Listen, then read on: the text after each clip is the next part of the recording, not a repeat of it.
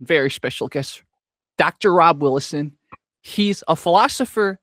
He was also my TA when I took some philosophy classes back at UPenn, and he is now a preceptor at Harvard for their writing program. So, Rob, welcome. It's great to see you, Jerry. I'm very happy to be here. When I met you at Penn, you were getting your PhD. Is that what you were doing when you were at Penn? Yep, that's right. I was a graduate student in the philosophy department getting my PhD. Wow. And I think that's the perfect starting point. What got you to decide, okay, I'm not just going to study some philosophy undergrad, but let's keep going with it? First thing to say is that while I did take some philosophy classes as an undergraduate, I was not a philosophy major, which is sort of unusual for a person who then goes on to do a PhD in philosophy. I was a concentrator at Harvard in a program called Social Studies, which is sort of like PPE. Were you a PPE major? Yes, I was PPE. It's sort of like PPE in that it is interdisciplinary. It wasn't its own department within Harvard. Rather, it kind of let me take a distribution of classes from a variety of related departments, and then had its own sort of like core curriculum. And so I did take some philosophy classes at Harvard, which I really liked. I think the other notable aspect of my journey to sort of joining a graduate program is that I didn't do it right out of college. I didn't have an idea of doing it right out of college. It wasn't like I just took a year or something before I knew I wanted to go on and do a PhD. And so I was like relatively elderly. For someone starting a PhD program, I was, 29, about to turn 30 when I started my first year at Penn. And before that, I was a high school teacher. Wow. That's what I did. That's what I did immediately out of college is I went to teach in the New York City public schools. I taught 11th and 12th grade U.S. history, civics, and economics. Wow. Juniors and seniors. At a vocational school called Transit Tech in East New York, in Brooklyn. Our motto was the Express to Success because our students worked on train cars. And so we had a charging subway car with the motto, the Express to Success, which I felt like was a pretty cool mascot. And then I worked in education policy. Well, actually, I worked at an after-school literacy program in Boston that was tennis-based. So we were doing tennis and literacy for middle schoolers in Boston. Then I worked in education policy in New York. And while I was working in education policy in New York, I started a master's program in philosophy at the CUNY Graduate Center. So I was a full-time master's student. I was working about 30 hours a week in education policy as the education director for a New York City counselor. And then I was also teaching night classes at Brooklyn College in business ethics to kind of defray the cost of graduate school. And I liked the master's program at CUNY. And that's kind of when I decided I was interested in just going on and doing the PhD. And so I applied and I ended up at Penn. And, there's a lot of interesting details about that aspect of things. And there are interesting details about why I chose philosophy, but that's the basic skeleton of the process. This is so awesome. I'm so glad I'm finally getting to interview you because when you were the TA for our class, I remember you told us two things. I think you taught tennis. So like when you mentioned tennis, it's like, oh, now I know why you taught tennis. You were at a school that was tennis and education focused. So that put that together. And you also mentioned you briefly worked for Aramark or something like that. So I did, yes. Yes. So those were the two things I remember. In college, and maybe a little bit at the end of my high school career, I was a vendor at Fenway Park. And Aramark runs the vending through Fenway Park. So that's why I was, employed by Aramark, which I guess was like a Philly-based company. Yeah. So maybe that's why it came up, framed in terms of error mark instead of just vending at Fenway. Yeah. I was Yeah. terrible. I was the worst. I was the worst vendor at Fenway Park. Well, you were also young, right? So Yeah, there were a lot of young vendors who were better than me. Yeah.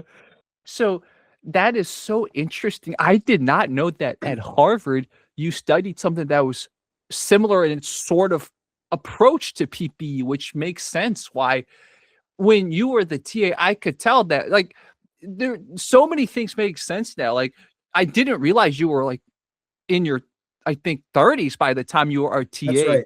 So Hmm. you just seemed a little bit more worldly than just a regular grad student. Not to put down other grad students. I'm not saying being non-worldly is a bad thing. You just seem like you've Sure. seen more of life. And sometimes you would tell jokes that was like, okay, this guy's worked before. And I was like, he's such a cool. And that's why I think I became friends with you. Like everyone loved you in recitation because you had a sense of humor. You also didn't take yourself seriously. And like you seem like a guy that could be our friend beyond just being a recitation leader.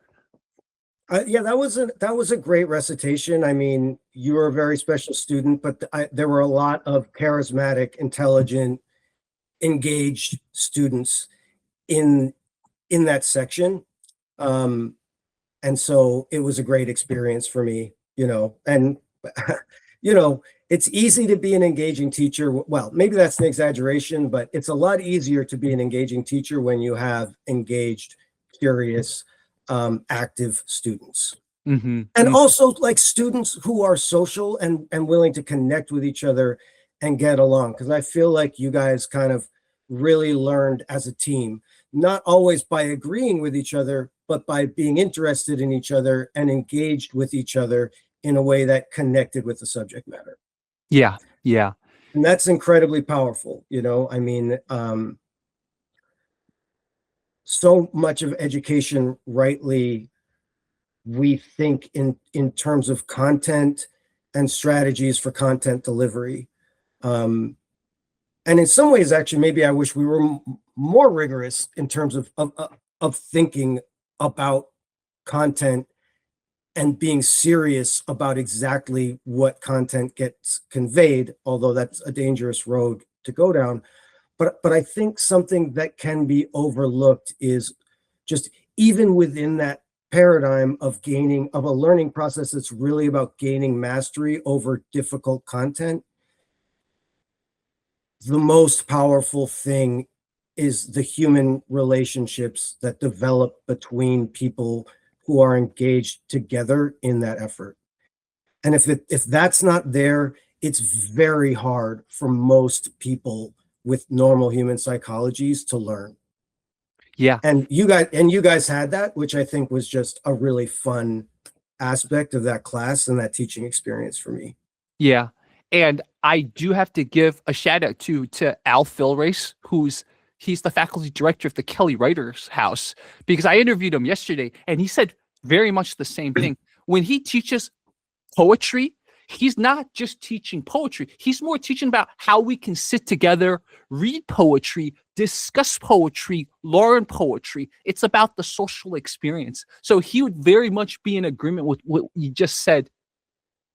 That's cool. Yeah, I'm glad to hear that. I mean, it's interesting because it's a slightly different point, and it's a point that I also believe strongly, that more is happening educationally than just conveying the sort of subject matter that's nominally the domain of the class that you're taking, right? It's like whether you're learning poetry or social theory or medieval history or number theory, you are also learning like virtues of character, social skills.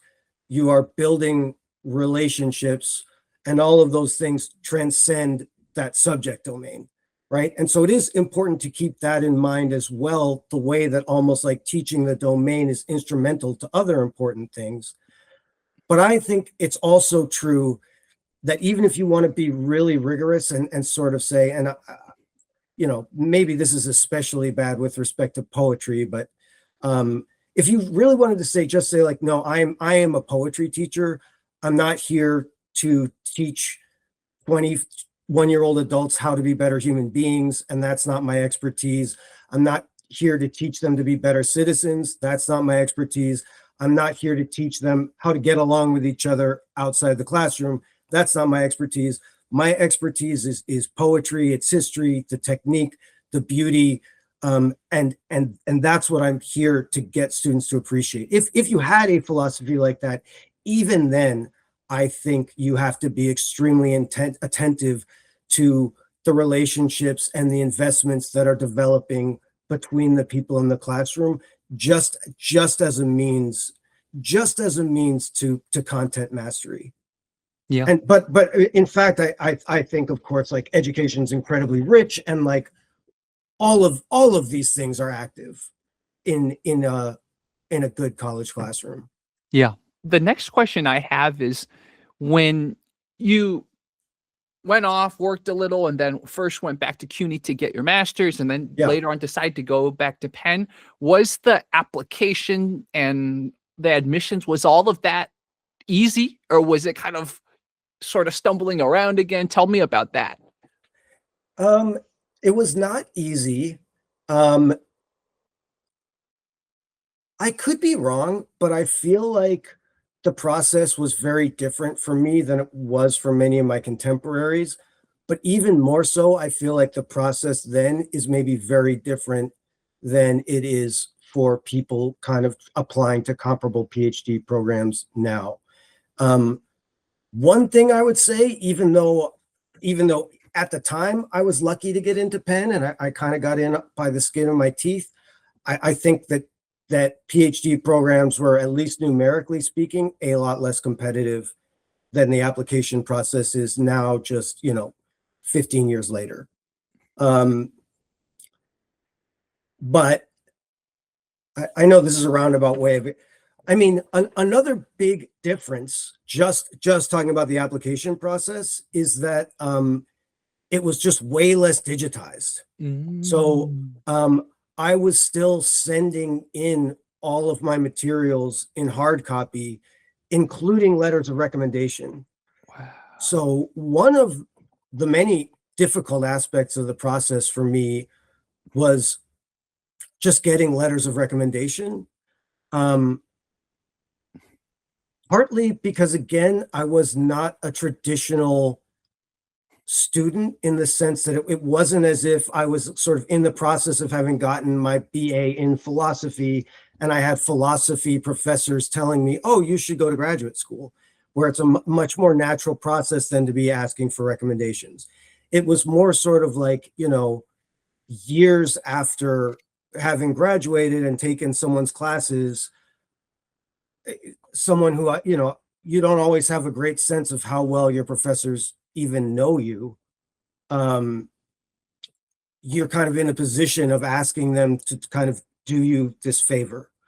And I already have kind of like a fair amount of social anxiety about that kind of thing, about imposing on people, asking for them to do something for me.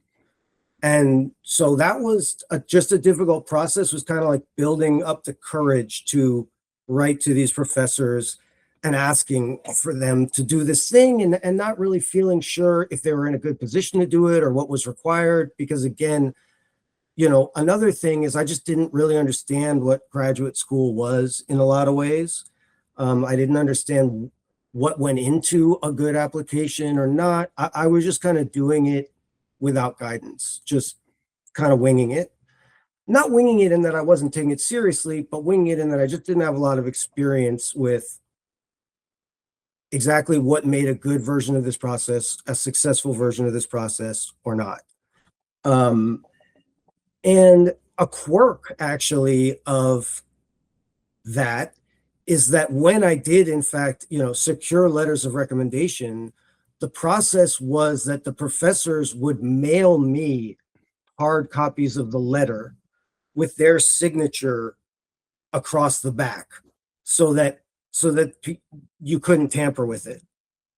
And then I had to kind of collect all of those letters and combine them with my other materials, and then like hand mail those packages to each of the programs.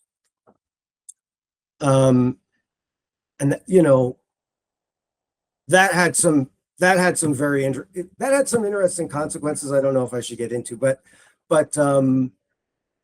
that was a difficult aspect. Just getting the recommendations, deciding like how much do I have to kind of like rebuild this relationship before I can ask for a letter. And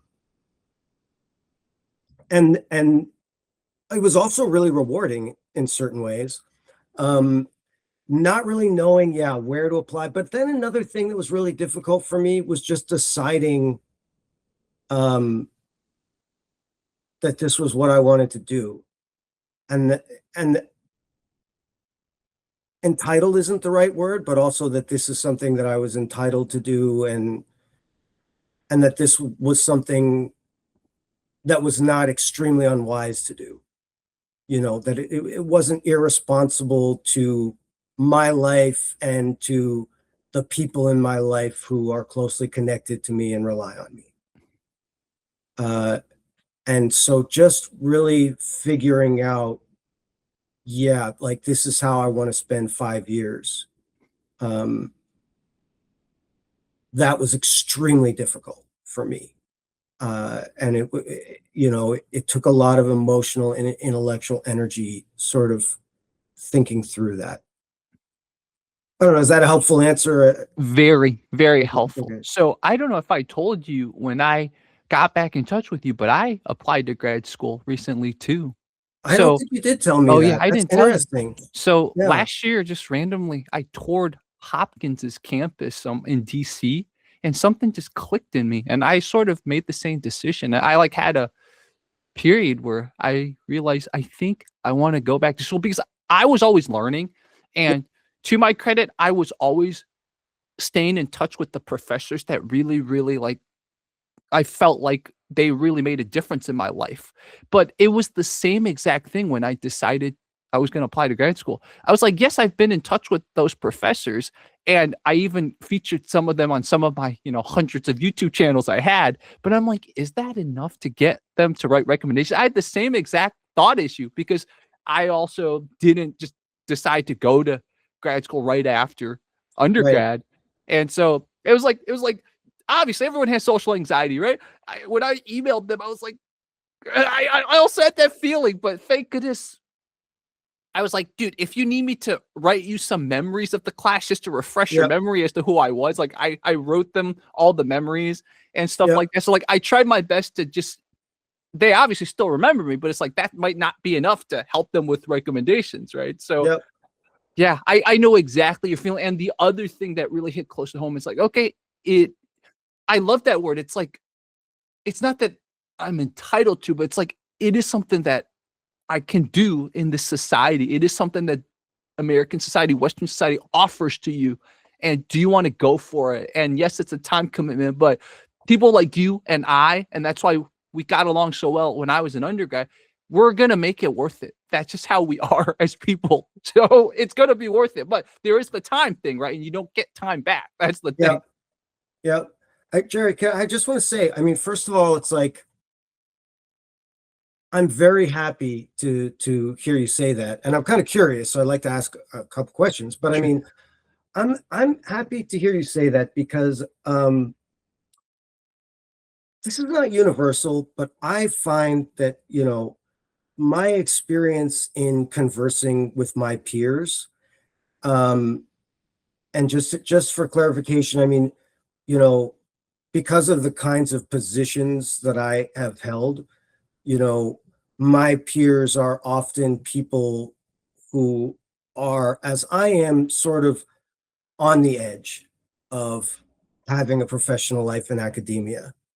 Your jobs are contingent. There's sort of always something looming over you that maybe there's like a higher ideal that you haven't attained, at least conventionally speaking. And also just practically that higher ideal involves a kind of security and progression in a profession that allows for uh, a relatively secure a security that allows for relatively secure, I mean, that allows for a certain kind of narrative and a reliability that you can plan and develop a self-conception that isn't very threatened.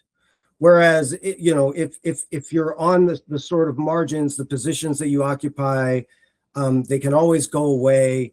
Even if they don't go away, it's not clear exactly where they might lead, or sort of like how well you can sustainably survive and thrive, you know, in that role if it doesn't progress. And so maybe partly for that reason, um, but also I've found this with people who are in secure tenure track positions. A lot of people are at least inclined to discourage young people from pursuing PhDs, because structurally there are some very challenging aspects to choosing that road.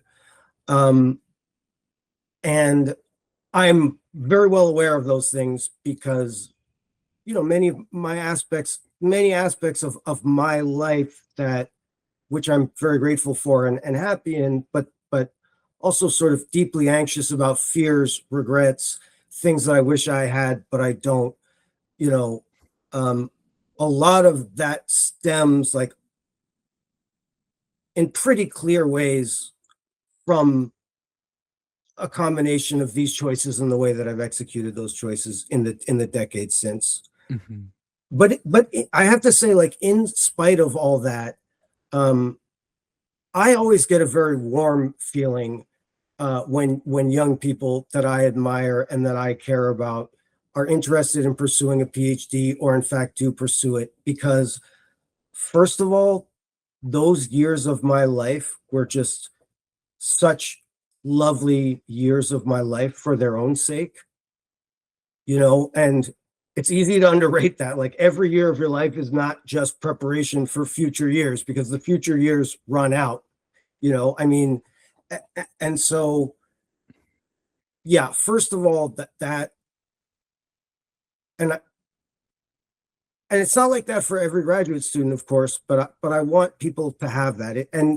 And the aspects of what's available in that life are so beautiful, I mean, for the people who value them.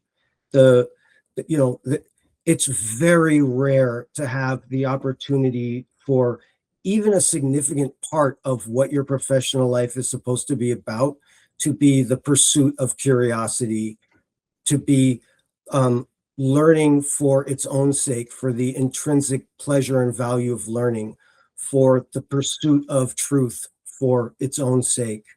Um, that's rare in our world, but it's also amazing and important. And humanity would lose so much of what is valuable about being human if we cease to make space for that. Um, and so, yeah, I in spite of the challenges, I don't regret my decisions in the least. There are some aspects of the way that I executed, that I wish I could have done better. Um, but the people that I met and the stuff that I get to learn and think about, and the students that I had the privilege of working with, um, those were so important at the time, and they continue to matter so much in who I am now, and the life that I'm lucky to lead now, that I think it's a great thing. If it works out, um, big decisions, it's hard to even say sometimes how you judge whether they're good or bad, because so much of your life is different on their basis. But I see a lot of potential for beauty in that. But I mean, so I'm just curious, what kind of programs are you applying to?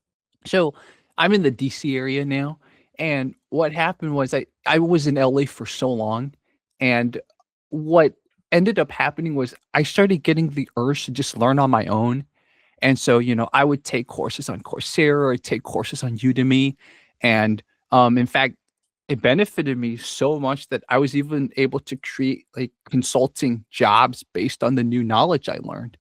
And what I realized was, and this is the one little slight little shade I'm going to throw at Penn, but in general, my Penn education's benefited me a lot. Penn wasn't the most like encouraging of just pursue knowledge, learn the Sure. joys of learning, right? That wasn't too much of Penn's model, or at least the general geist at Penn. I can't say that the admins weren't trying to Sure. encourage that, but the general student geist wasn't like that. Right. So I kind of forgot that love of learning, the joy of, wow, I just had the veil removed for something. Yeah. That's something that I didn't learn until like 2021, 2022, when, I was making a lot of money from YouTube at the time. And I was like, why am I still stressed out? Why am I unhappy? Well, partly it was because of those lockdowns. Everyone was Yeah. stressed out. Everyone lost years of their lives. But Sure. I'm like, what can I do? Well, grow this. You can grow this. So I started learning to program again. I took 2 years of programming in high school. I was really discouraged because I didn't understand it. As a high schooler, how do you really, now I think high schoolers are better at understanding that. But when I was in high school, it's like, ugh. So I started learning how to program again. I started lifting the veil behind what like websites were. And like, Yeah. I was like, whoa, it's almost like if you, as a philosopher, the Socratic method. It's like I was able to go back to the Socratic method when it came to the internet. Yep. And then from there, as a YouTuber, I did my taxes. Even when I was fully employed, I also did my own taxes because, you have other income. It's not just W-2. Sure. So then I took a tax class.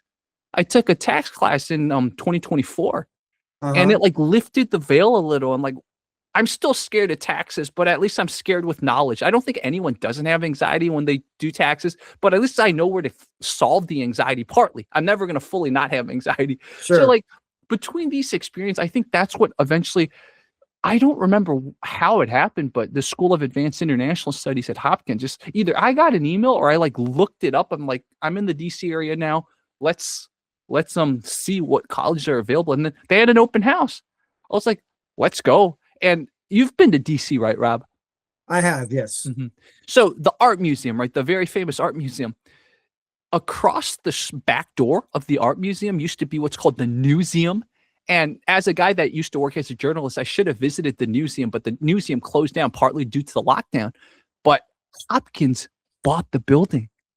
Huh. So I went to the what used to be the newseum. Now it's the business school and it's the School of International Studies at Hopkins.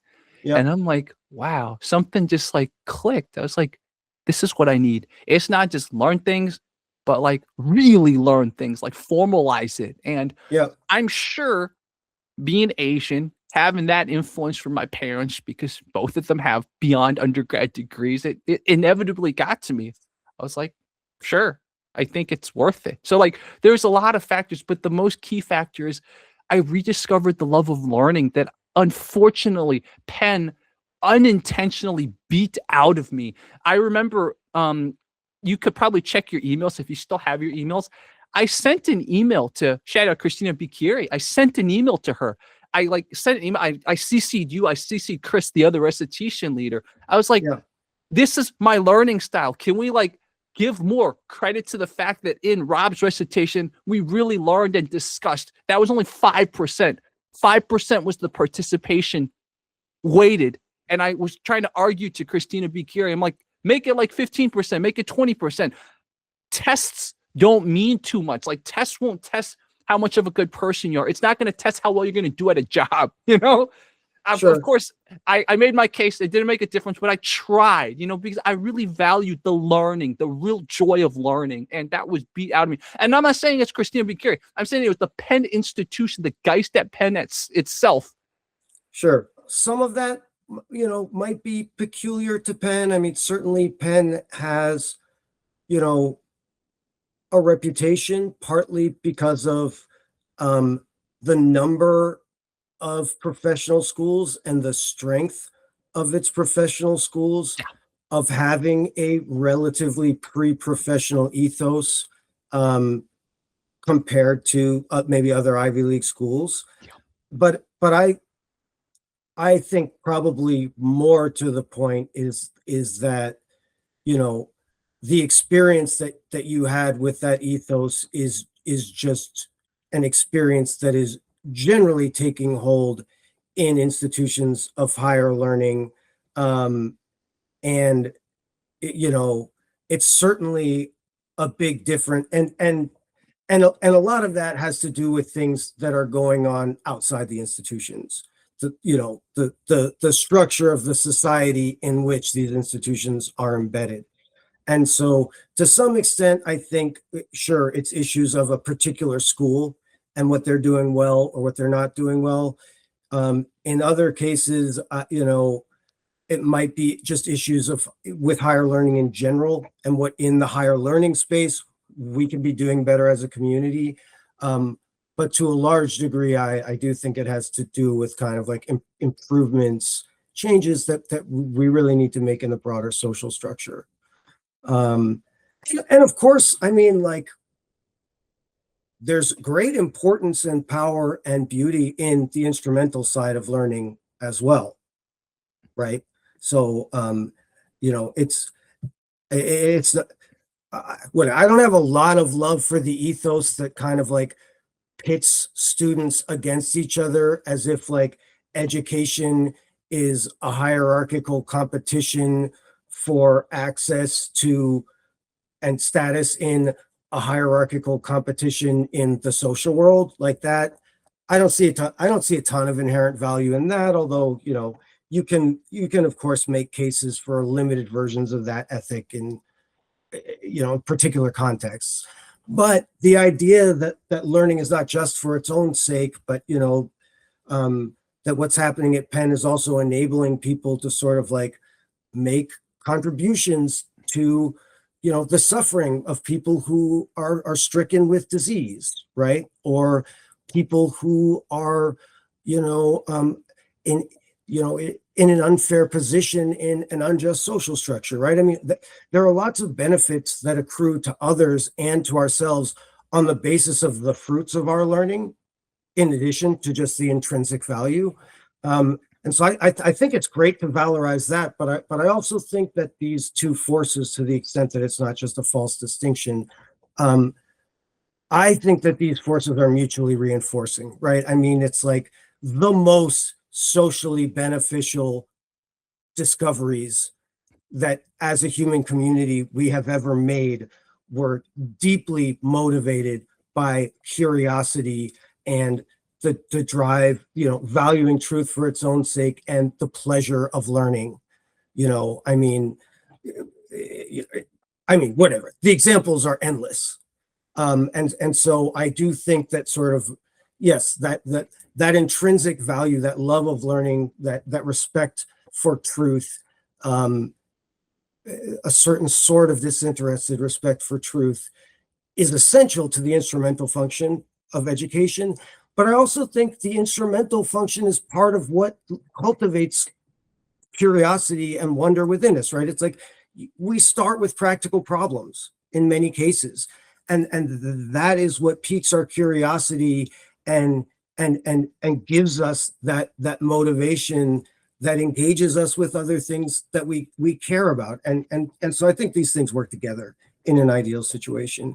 And it's a pity that the ethos at Penn that you experienced didn't reflect that in a more robust way.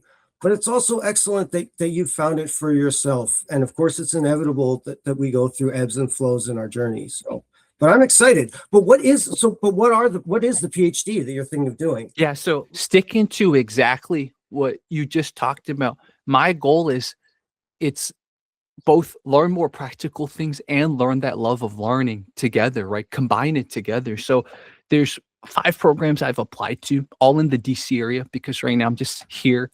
And Yep. one's in applied economics at GW, one's in communications, and then those are 2 at GW. And then at Hopkins, I applied to their master's at international relations, so MAIR it's called. And then at Georgetown also it's called MSFS, the Masters of Foreign Service. Yep. And then at University of Maryland, they have a very good computer science school. I applied for their human computer interaction Huh. So basically all of these are things I'm interested in, and Yeah.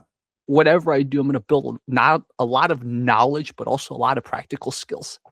It's Yeah. one of those, like, I'm trying to fuse it because I understand the importance of building practical skills, but I also know all of these. I'm gonna just love learning the subject matter for the sake of subject matter. I mean, all of them incorporate some of the PPE too. You could argue the human computer interaction, Maryland, really incorporates the psychology, the decision theory, the cognitive science part of PPE. For And sure. the philosophy, the politics, the history and stuff is a lot of the other programs. And of course, applied economics would be the most mathematically vigorous, but I have, in the past maybe 6 months, because I was preparing for a lot of stuff, I rediscovered a love for math again that I never thought I had. And I Yeah. realized so much of that was it was taught wrong. It's not that I sucked at math, but Yeah. it was taught wrong. And when I started taking the Socratic method, which applied into STEM is like the first principles, I took first principles when it came to math. I can actually show you. This is really funny. You can factor, right? You can factor, you can do polynomials through the distributive property. Everything about FOIL that we were taught is actually first principles wise, just the distributive property. So I derived how to factor from first principles. I found a better way to factor that the teacher tried to teach me in 7th grade, but I didn't understand because I didn't understand the first principle. So I have a secret way of factoring. Like, this is what I mean by learning things practical. Imagine if I took this approach to applied economics. Like, I wouldn't just be able to apply equations. I'd actually be able to explain and maybe even figure out cooler ways to explain and even derive better ways, right? To solve Yeah. economic problems. So that's what I mean. Like, be practical, but enjoy that love of learning, that love of discovery. Like, that's the one part I missed a little at Penn. And grad school's almost, you could say it's a way to like compensate slash get that higher education thing that we were promised that I wasn't completely able to do. And shout out Professor Carla Hoff. This is kind of what I told her. You know, you probably met Carla Hoff when you were at Penn too. I remember her name, definitely. Yeah. And I told her this because she was asking me, she's like, think about what you want to get out of grad school. And I told her, I'm like, it's because she was like, dude, you've been doing the media thing for so long, you know, like, why would you want to pivot a little? And I told her, it's not that I'm completely passionate about media, which I am. It's just that the last 2 years of my life at Penn, the reason I swung so hard into the media direction was because I found that love of learning. I found that veil unlifted feeling when it came to media, cinematography, movie, journalism, etc. Yeah. So I can apply that to anything and I do well. Like, this is the difference between someone like me who's, you could call a generalist that could specialize versus someone that all their life can only do one thing. Like Mr. Beast, the biggest YouTuber, he always dreamt of being a YouTuber. He can only do YouTube. That's not me. So Yeah. yeah. So to answer your question, the 5 programs all have sort of PPE-ish bents to them. That sounds really interesting. I hope that we stay in touch after Yeah. this because I'm curious to hear, how it works out, and which of these roads, if any, you end up going down. Mhm. It's super intriguing. I don't have you have you ever read the autobiography of Bertrand Russell?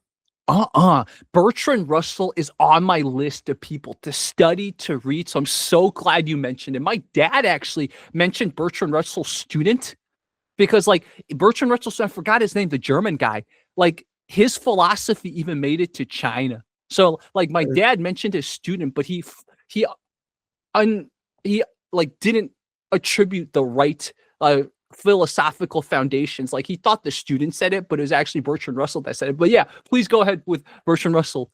Is it Wittgenstein that your dad is Yes. thinking about? Yeah. Okay, yeah. I mean, they have a very interesting relationship, and both incredibly rich and interesting philosophers. So that's funny. But yeah, I just think, um, based on the enjoyment, um, that you're feeling about mathematics, um, pursued from this approach of sort of understanding from the foundations up. Uh, that was just a huge part of Russell's intellectual passion and development, and emotional life. And it was also just an incredibly dramatic and consequential time, um, in the intellectual history of that project. So I just think I suspect that you would be very engaged. He's also just a fun writer. I know. I mean, he gets a lot of criticism. It's like I I'm not sure like how I, my memory and knowledge is not sufficiently rigorous to be able to say sort of exactly where the problems of accuracy are, where there are accurate problems, but I certainly remember reading a biography of him that was in some ways critical of the autobiography, potentially being self-serving in certain ways or glossing over certain sort of embarrassing aspects. But regardless, it's like extraordinarily well written, very readable, and I think you would find it highly engaging based on what you're interested in.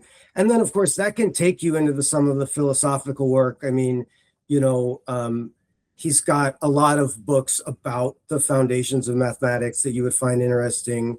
There's Frege's book Foundations of Arithmetic, that is kind of technical, but I think you would probably still enjoy.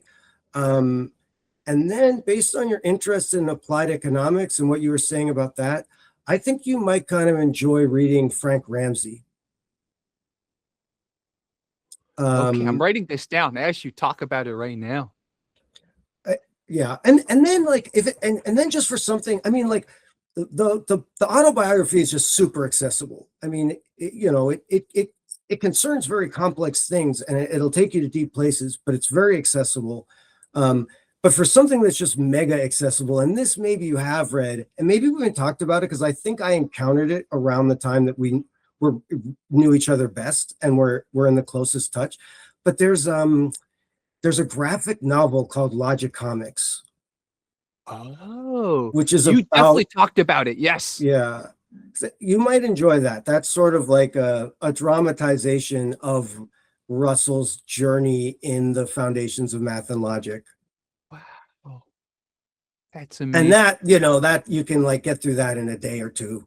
I don't think I ever expressed this to you because, by the time we sort of lost touch, I was working at Fox 29. I was so busy and it was a very toxic environment there. But remember, you were teaching summer philosophy class and I sat in on one of your classes and I was trying to audit it sort of, but so like, but I remember that summer class you taught, and you were already teaching a better. I'm not saying you were a bad recitation leader. You were a very good recitation leader, but I noticed some of the things, the way you would question the student, some of the ways you would summarize philosophy. You're already doing it better than when you were a recitation leader. I don't think I ever expressed that to you. So Huh. you had growth in your teaching method just within, a year.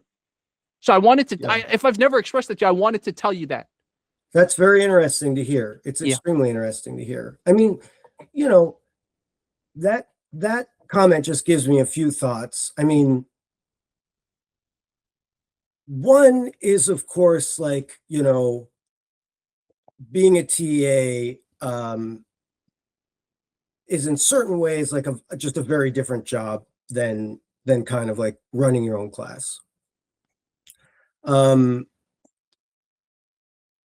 and so it's possible that just kind of like running my own class gave me the opportunity to kind of like work toward my virtues, um, in a way that being a TA, maybe I didn't exactly, have that freedom. Um, another,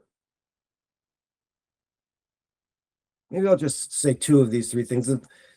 Another thing that I think is interesting is I hope that it's true that, that I progressed as a teacher, and I hope that that continues to be true, and that I'm not just wasting the opportunity of experience, but like using it to get better at my craft, you know. But I do think something that I've experienced, you know, in my sort of older age, is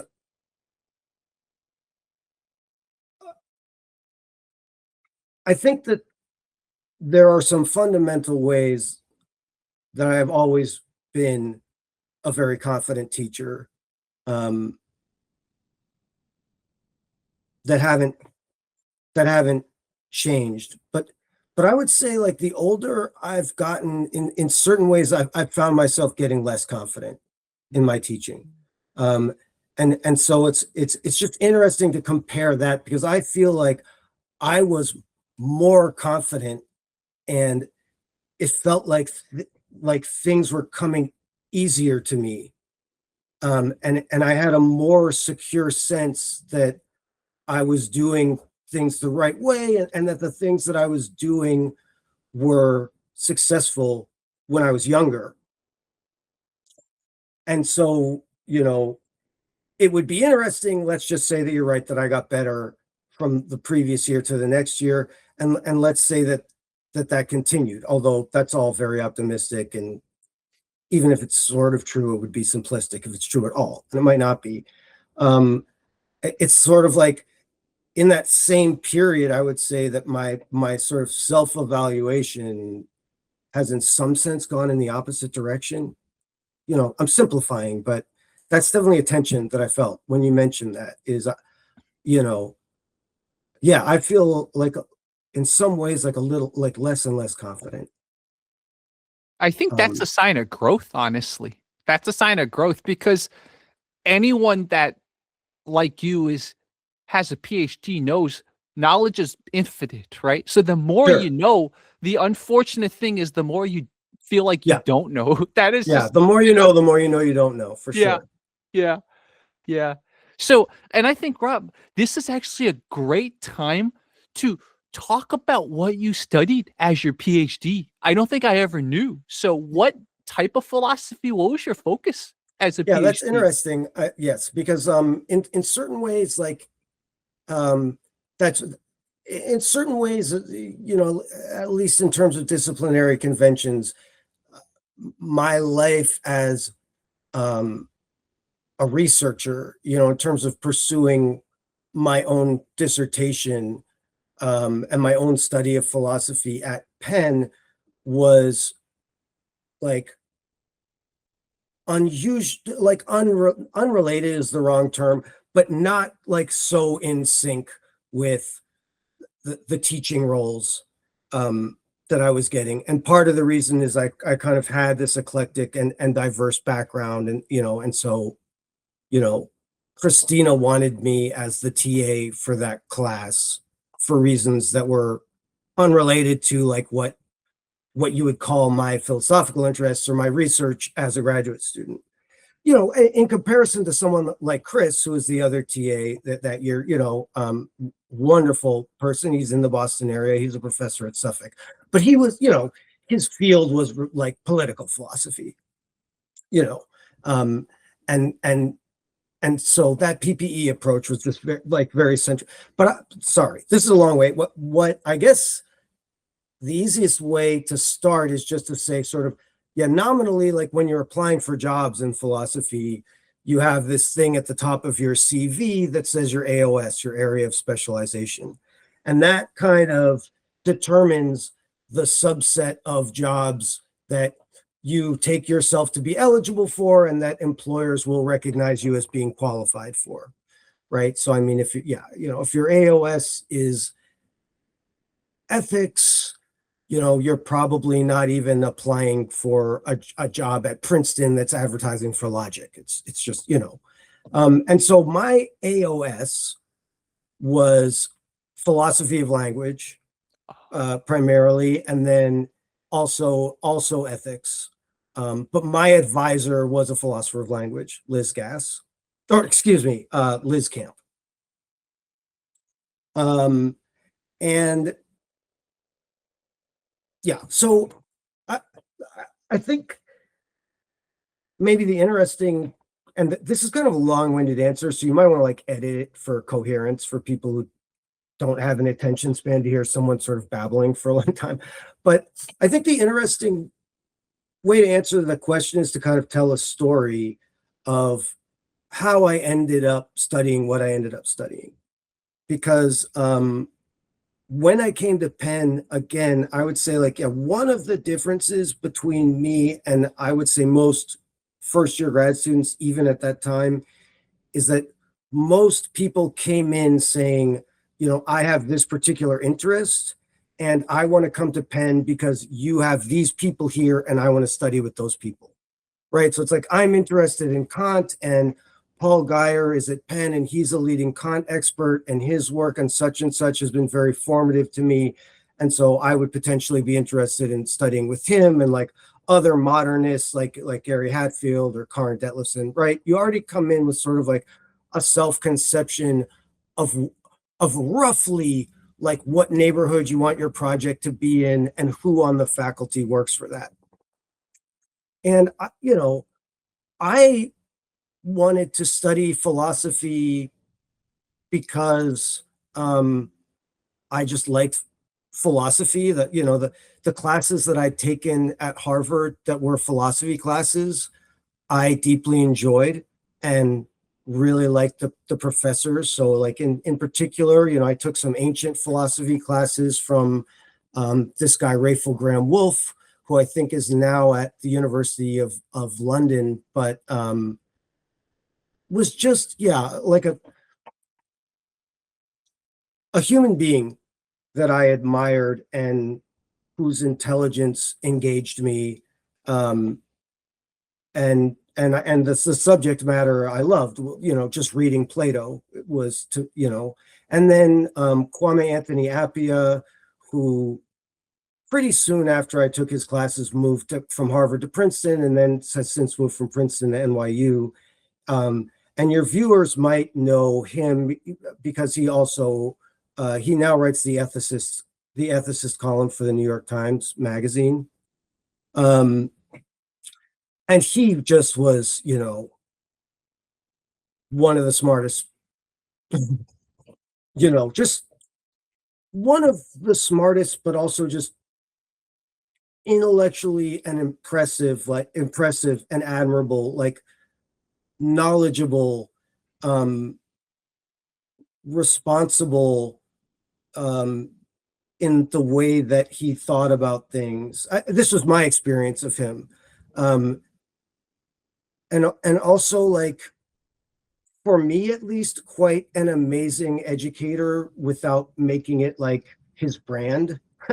You know, I mean, he's quite a prominent intellectual and, you know, has done a ton of serious research. And so I'm sure that he spent, you know, a great deal of time focused on those things, you know, and he ran his seminar as that kind of person. He wasn't like always trying out like some new pedagogical technique or like having this very elaborate lesson plan, you know, but still for me was a, you know, a fantastic teacher and did things to, you know, did things as an educator that were important to me that I really appreciated. And so I had these really fantastic experiences in those classes, which I took kind of like a PPE student in concert with like history classes and political science classes and et cetera, et cetera. And then, you know, when I was thinking about going back to graduate school, because having been a sort of a high school teacher, one of the things I was conscious of is just as much as I was learning in that job, it was an incredibly difficult job. It's the hardest that I've ever worked. And I've worked pretty hard in my life at a lot of things. And I just was conscious of the fact that I was just losing by dint of time, by dint of the effort and energy and time that this job was consuming, you know, in a beautiful way. I felt like it was all well spent, but there was nothing left over, for example, for me to be learning, like about my own interests, not sort of learning about how to be a better teacher, side effects of of learning that come from doing a really hard job, but just like the kind of thing you were talking about, where you just pick something up out of curiosity or as a means of self-development. That was gone in my life, and I wanted that to come back into my life. And so, but then I'm kind of thinking about, all right, like what direction would I want to go? Like the law school, I could have tried to do that, or political science or history, or they're kind of a million things that I was equally like pseudo qualified to do.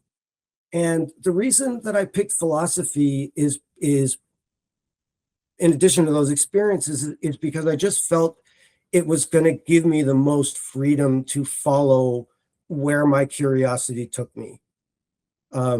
Because there are no questions in a sense that are not philosophical questions or can't become philosophical questions.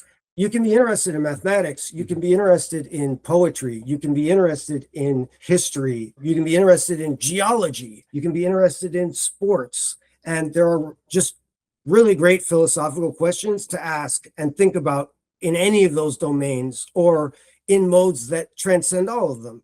And so I just thought that, this was it wasn't just going to become stats. I mean, I love stats. I think stats are interesting, but a lot of disciplines, I was worried, like, at a high level, they can quickly start to become stats. And I didn't want to do that for 5 years. So the point being, like, I showed up at Penn. I didn't know what kind of philosopher I was, who I wanted to work with, which of these different areas of philosophy I wanted to study. And then as I was thinking about that, I just thought, I might just want to figure out which of these teachers and thinkers I would want to work with for years, instead of thinking about like which subject matter am I interested in. And thinking that way, I just started to get a sense that there was a sort of a young professor. She was just in the process of getting tenure at Penn. And I didn't actually even have an opportunity to take a seminar with her, named Elizabeth Camp. She's now at Rutgers. And,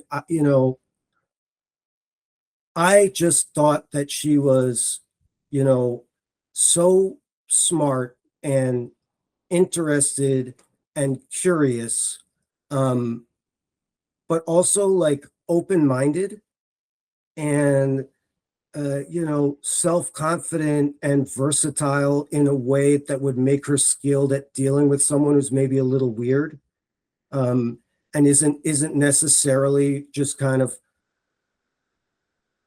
doing a really great job of following a conventional professional path. And also like, who I just wouldn't get in trouble with, because I'm sort of conflict averse, but if I'm doing something in a very serious way, I can become critical and, argumentative. And I knew I didn't want to just be editing myself all the time with my advisor. And I knew Liz would just be able to handle that side of me, and that it would just, or I didn't know. I had the sense. And so I just felt like I think I'd be best working with her. And, she worked in figurative language. She wrote a lot about metaphor. So I was like, all right, let me make up a topic. This is simplifying a little bit, but I was like, let me make up a topic that gives me an excuse to ask her to be my dissertation advisor. And so I was like, all right, she works on metaphor. What's another kind of interesting sort of figurative language? And I just kind of landed on irony. I had a lot of thoughts about irony. And so I thought, all right, I'll try to develop a project on irony. And there are a lot of interesting to me aspects of irony. And one of the very notable ones is that it's a concept that's a little bit more versatile, broad in its application than just language. We call certain sorts of utterances ironic, but we also will call an entire book or an artwork ironic. And when it's a book, it's not just because it has lots of instances of one sentence of an ironic figure of speech or whatever. But then we also just call situations or things that aren't even the intentional products of human beings ironic in a way that is rarer with other figures. We don't say that, like, I mean, maybe people say that a situation is metaphorical, but much less. Then they'll be like, oh, that's ironic. And so I kind of wanted to see, is there a way of explaining this aspect of irony, from starting from the philosophy of language kinds of questions, is there a way of accounting for irony in that domain that does justice to and maybe explains also how it functions in other domains? And in doing that, can we maybe also get insight into the particular linguistic case? And so I started there, and in the process of trying to develop that, I started to feel like I needed a complementary theory of meaning, because meaning, like irony, has this central function in language and our talk about language and our theorizing about language, but it also operates in very important ways in other domains when you talk about the meaning of an experience or the meaning of an object or an heirloom or the meaning of a relationship or the meaning of a life or the meaning of an artwork. And so I saw a sort of parallel there, and so that theory of irony, trying to make a theory of irony, that took me into a theory of meaning. And my dissertation ended up being a development of a sort of an ecumenical but integrated theory of meaning and what I could do with that. And so I sort of used it to say some things about irony, and I also used it to say some things about like the meaning of life, actually.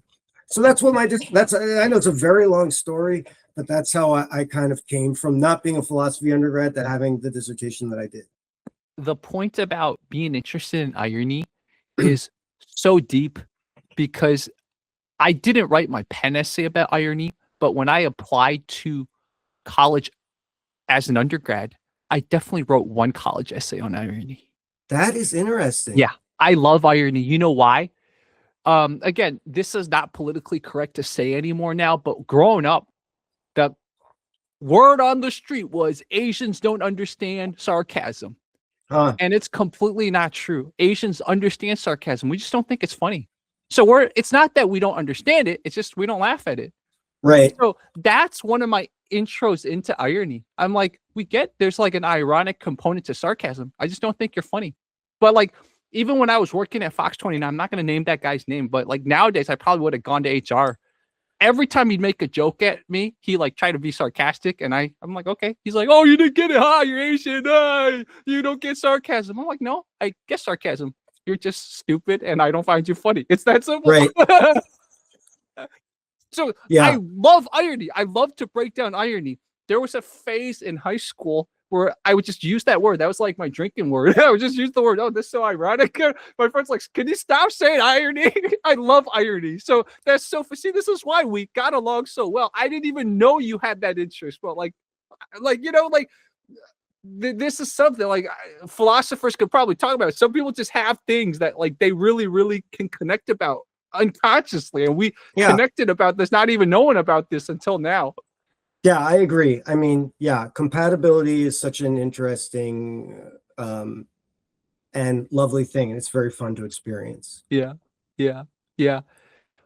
Wow, dude, that's so cool. So you had a whole theory of mind, kind of like theory of meaning and all that. Let's talk about the part that I think anyone who doesn't have a PhD like is probably curious about, when you had to defend your dissertation, right? Tell me about that process. What was that like? That's interesting.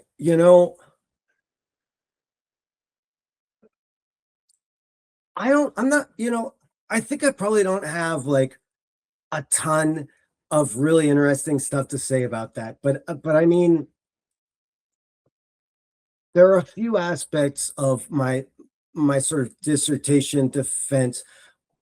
One is that because I was sort of an unorthodox student, and because my dissertation didn't sit really cleanly within a single well-defined subfield of philosophy, my dissertation committee was quite an eclectic group, disciplinary, speaking in a disciplinary sense.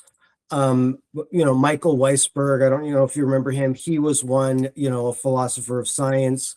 Liz, of course, my advisor, Karin Detlefsen, who is a philosopher focused on the early modern period of philosophy, and particularly sort of philosophy of science as it relates to that period. Um, Alex Guerrero, who is now at Rutgers and is a political theorist. He writes about sort of doing away with elections and governing by lottery instead of elections. Really interesting, really smart. But point being, it's like I wasn't writing, a dissertation that spoke directly to the projects or the disciplinary preoccupations of the people who are on my committee. Um, and and so there's a sense in which that there's a kind of investment and engagement in a work that you might have if you're a philosopher of biology, and this student is working in a project, that one way or the other, that you're a leader in that field, sort of taking your side in a dispute or developing a field that you felt to lay the foundation for, or saying things that disagree with you, that gives a kind of direct energy to a dissertation defense, that wasn't there for mine, because the things that I was writing about, they didn't sort of like directly bear on the philosophical projects of the people who were examining me. In addition, it's like I really did a lot of the writing for that project kind of at the last minute, relatively speaking. And so it wasn't like all the members of my committee had been through like multiple drafts of each of my chapters. Um, and and also there was just some movement on my committee, because the people that I began with, like Liz, Alex, Adrian Martin, they all kind of, while I was a graduate student, ended up moving to other institutions. And so I ended up with people on my committee who, like, as an act of kindness or charity, joined my committee because I needed a certain number of people from Penn. And, and so, yeah, I don't know. I remember enjoying my defense. It was a lot like this, where I just was like talking interminably and getting, just very consumed in what I hope is quite a structured train of thought, but a train of thought that's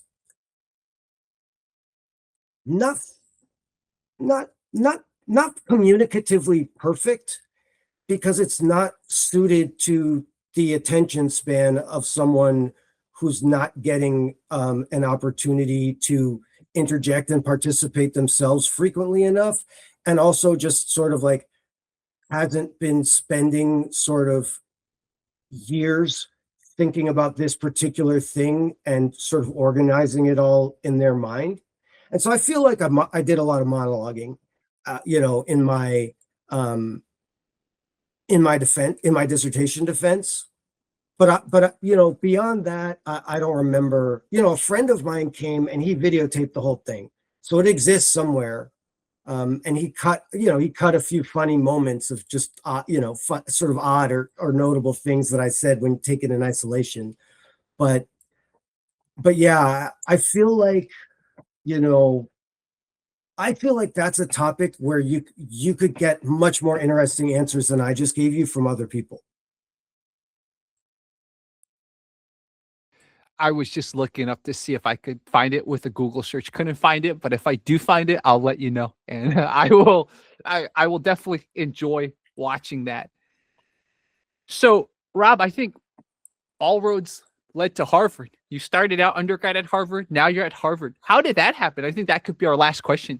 I ended up at Harvard because I grew up in Boston, and I went to a high school called Boston Latin School, which is sort of, I don't know how familiar you are with sort of like urban public exam schools or magnet schools, they're called in some places, but like the ones in New York, are Stuyvesant, Bronx Science, Brooklyn Tech, and the one in Philly, I think, is called Masterman. It's kind of a genre, of public high school. And, as it happened, like a lot, like an unusual number of students from that school end up at Harvard because it's really the only, among other reasons, it's really um, the vast majority of students that Harvard takes from the Boston public schools come from that one school. Um, and Harvard was early action at the time, which meant that I could apply early, but I didn't have to go there if I got in. And so I did not, to be honest, did not really want to go to Harvard. I was not that interested. Wanted to I kind of wanted to travel somewhere else, not go to school like so near my hometown, for one. And for another, I think I had this false idea that I was this like unique, interesting, special flower iconoclast, and going to Harvard is too obvious, and you know, uh, whatever. Um, but I applied there just figuring like if I get in there early, it simplifies the rest of the process. Like I can only apply to schools that I would rather go to than Harvard, but I have like a pretty good safety like backup. And so I did get into Harvard early. And then for a variety of reasons that I won't get into, like I ended up deciding that it was my best option. Although I was still kind of a little disappointed. I wasn't like that excited.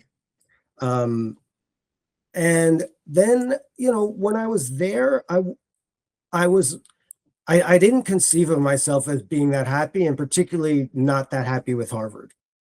And so certainly like early, like there were times even like that I was thinking about, do I want to transfer? It was fine, but there were just aspects of it. And then,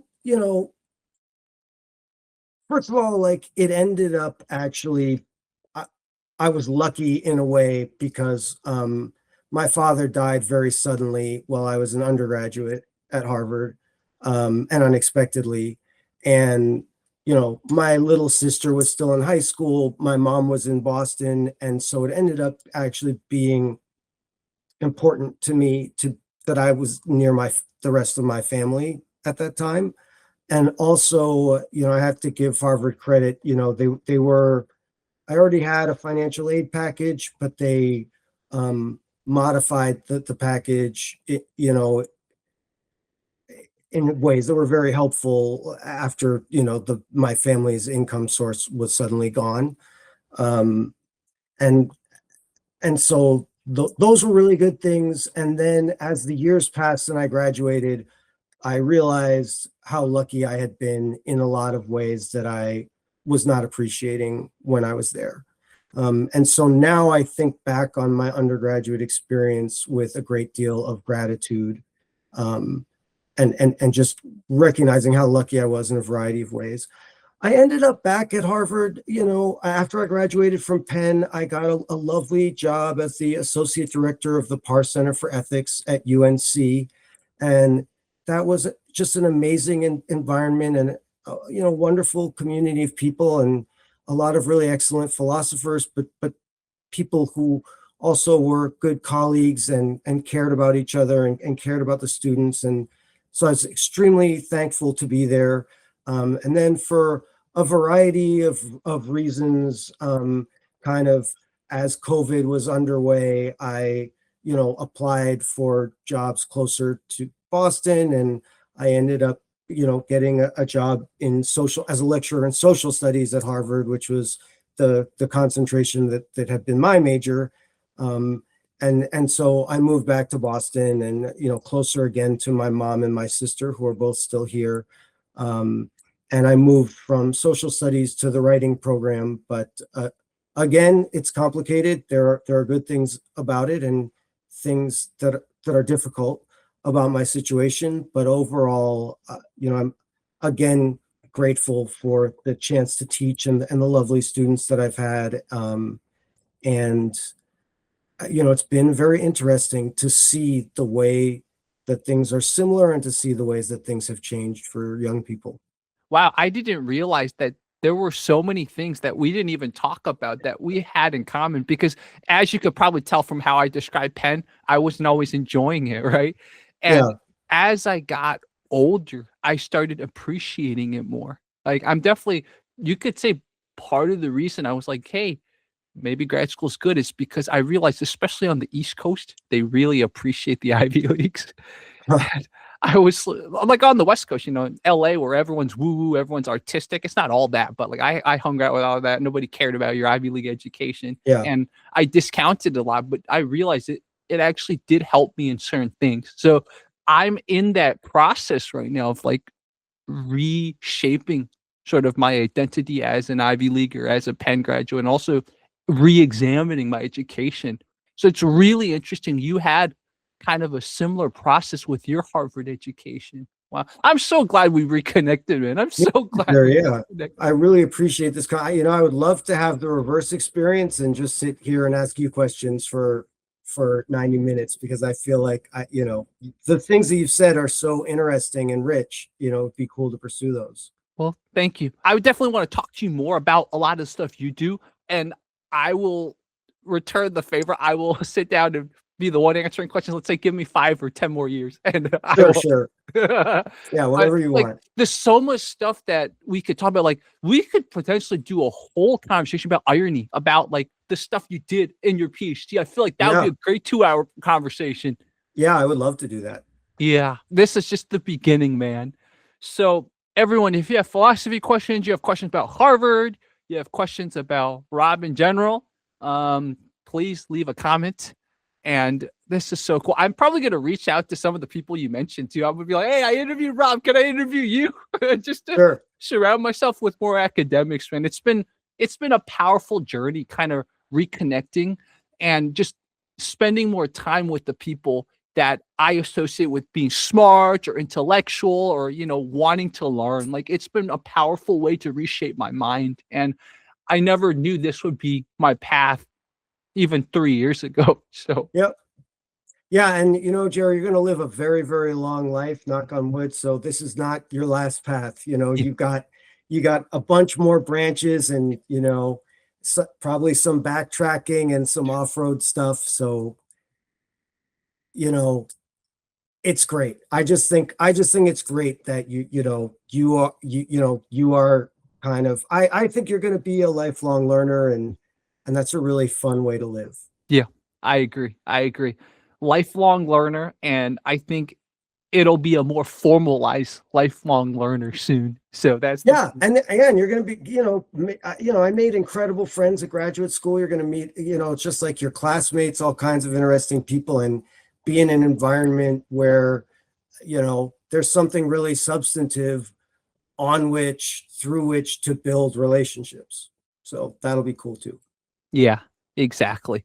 So Great. everyone, we will have Rob back, man. This is just the first conversation. I mean, how many people have interviewed philosophy PhDs? I'm telling you guys, man, this channel has access to very awesome, unique people. It's because I'm very awesome, unique. I like to think so. So I attract those people. So, You are, Jerry. You are awesome and unique, without a doubt. well, thank And yeah, props to your viewers for being interested to spend their time, following your curiosity with you.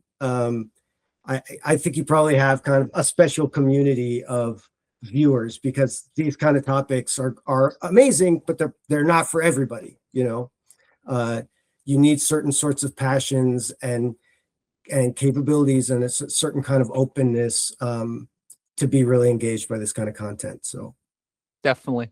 But no matter the case, Rob and I think would both agree it was rarely a bad thing to keep learning. I think that is, if you could take away one thing, is like keep learning. There's many different ways, but I think Rob and I are veering towards one way. So great, Jerry. And yeah, let's keep in touch. I want to hear how your journey goes. And it's been so lovely to reconnect with you. Yeah. definitely.